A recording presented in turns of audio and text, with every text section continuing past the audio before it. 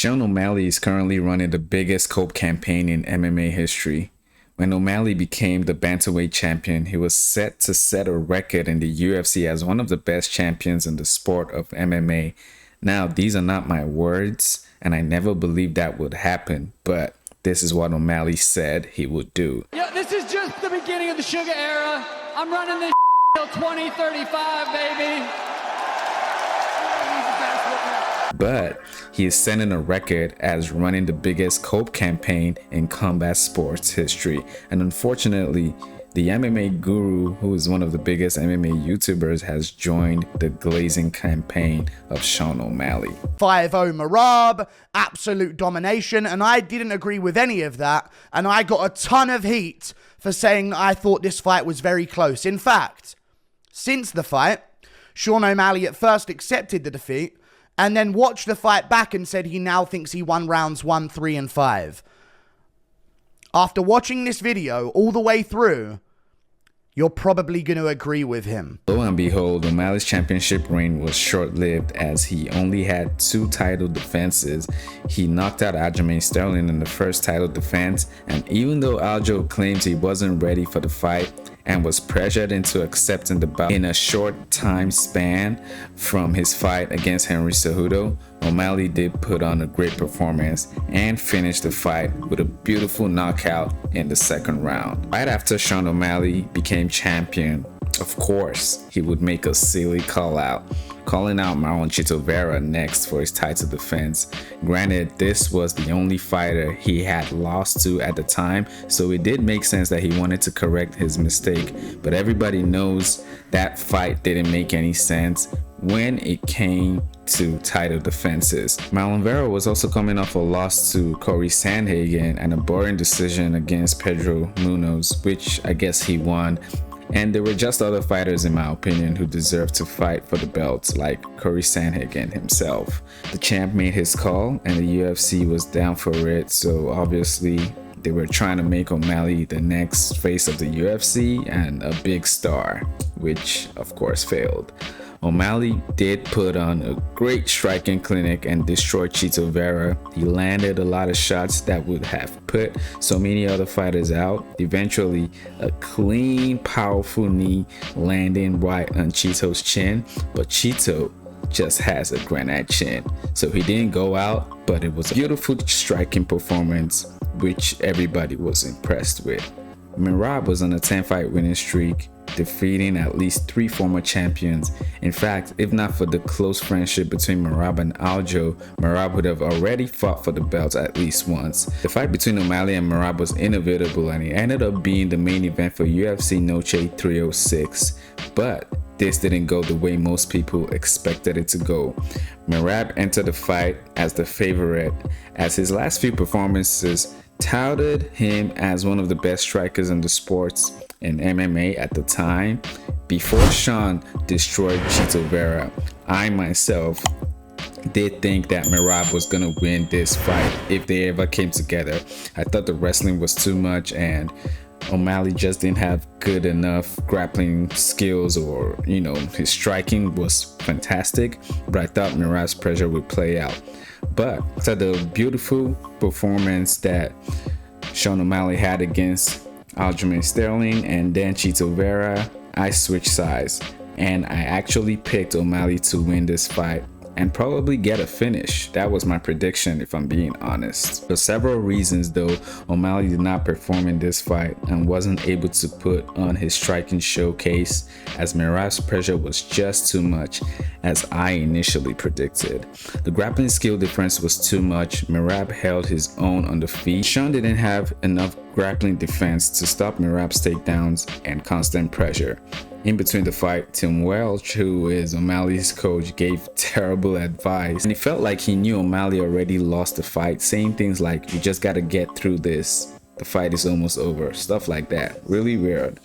Like they just needed to get through the fight and get it out the way. Merab would end up winning a unanimous decision in dominant fashion, and everyone saw how he shut down O'Malley, even ending the fight with a few kisses.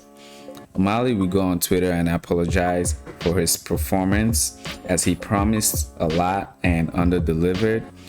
But then in a few days, it later started this insane COPE campaign about how he won the fight. Fight was I got my ass whooped. I'm gonna ask the UFC if they will please post that fight on YouTube. I won the first, third, and fifth round. And I challenge all you fucking little dorks that think that I got my ass kicked to go and rewatch that fight. I know it's hard, non-biased, to rewatch it, whether you fucking hate me or love me. Rewatch that fight, turn the commentary off, and tell me I did not win that fight. Oh, I'm fucking fired up right now. Oh, I'm the champ. I won. I'm the champ. Where's my belt? Get my belt out that suitcase. Get that belt out my suitcase. I'm the champ, man. This first round, there's a minute and a half left. It didn't start. I won this shit, but it still hasn't really hit me with anything, right? Like, that's where you get past. That was fucked. Is that why they gave him the round? This wasn't tight at all.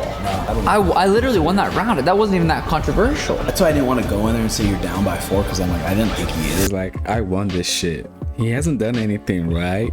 And then they tune into Merab. Like, he actually put this in the video. Merab going for a guillotine, a very tight one. And you can see Tim Welch's face. Like, ooh.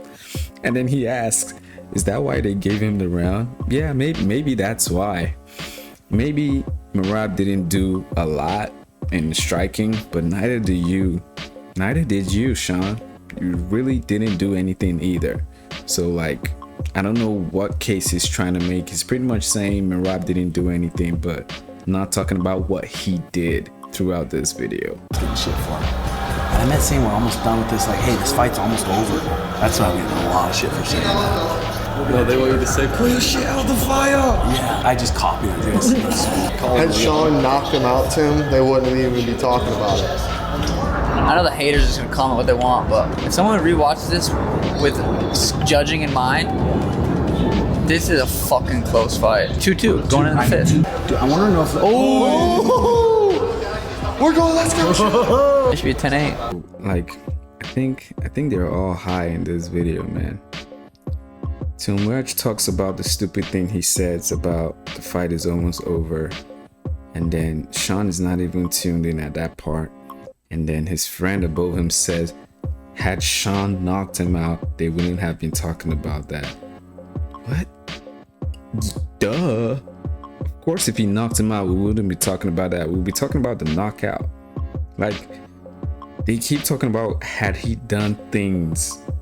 That's what everybody is saying. You didn't do anything. Had you done some things differently, had you, put on a better striking performance, then we'll be saying something different, but you did not. The fact that they're talking about what he could have done, like if he took a shot there, it would have ended. If he did this, if he did that, if this played out, like, you're literally making the case that Sean didn't do these things, so you can't make a case that he won. You can't say, oh yeah, Merab didn't do anything, but not make a case about what you did. It's the other way around. If you think you won the fight, you have to make a case of what you did to win that fight, not the other way around. I mean, it's one thing to give excuses on why you lost a fight, which a lot of fighters do, but then saying you won a fight which you clearly lost in an embarrassing fashion is just another level of cope I just haven't seen before. O'Malley is also surrounded by yes men who go on with his glazing campaign, and recently the MMA Guru, who was someone who always had bad things to say about O'Malley, but then went on his podcast and then switched up out of nowhere, has officially joined the glazing campaign of Sean O'Malley, making a 1-hour video on how O'Malley was robbed. This is totally insane because Guru is someone who always calls out other MMA YouTubers and critics when they have biased takes. He has hundreds of videos calling people out for biased takes. One of my favorite videos of him was him calling out the Weasel on his biased breakdown of Khamzat Chimaev versus Kamaru Usman. But the MMA Guru has always been super biased himself, and anyone who watches him knows that.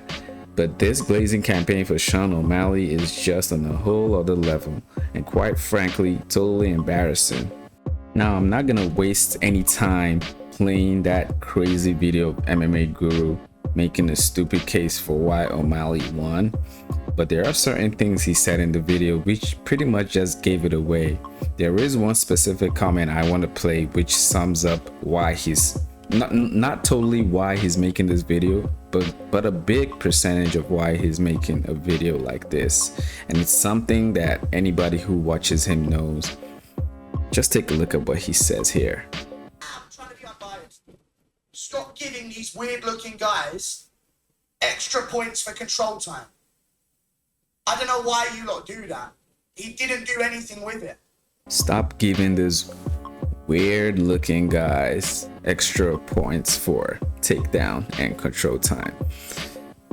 Look, I mean, the MMA Guru clearly doesn't like Russians, Dagestanis, Georgian fighters, or anyone from that region. There are certain fighters Guru doesn't like based on the way they look or maybe their skin color, but I'm not even gonna go into all that. Going out of your way to be a yes man for Sean O'Malley though is insane and just weird. Because this took me absolutely ages to get context and stuff, and this is the system I'm going to use. You can see the stats here. The stats are going to go up and down for each of them throughout this breakdown, and by the end of it we're going to get a good understanding of who won this fight, because of course fights are based off damage, not on control time. I don't care if he's from a certain region of the world, control time is not scored unless a fight is dead even. So just about 2 minutes in the video, MMA Guru just shows he doesn't know what he's talking about and discredits the remaining hour of the video, saying fights are scored or based on damage. Fights are based and scored off effective striking / grappling equally, and then aggressiveness, and then octagon / cage control, period. That's it. Merab had way more effective grappling than Sean O'Malley. Merab had a competitive effective striking with Sean O'Malley. Sean didn't strike that much more than Merab did. And then he had total octagon control throughout the whole fight. And if you go off the real fighting stat and the real way that MMA scored, Merab won. Go into sportingnews.com and you can just go to any website or MMA, website or whatever. It's here. The unified rules of MMA. Pair the unified rules of MMA scoring in each round is based on the following: effective striking / grappling, aggressiveness, and octagon control. And that's it.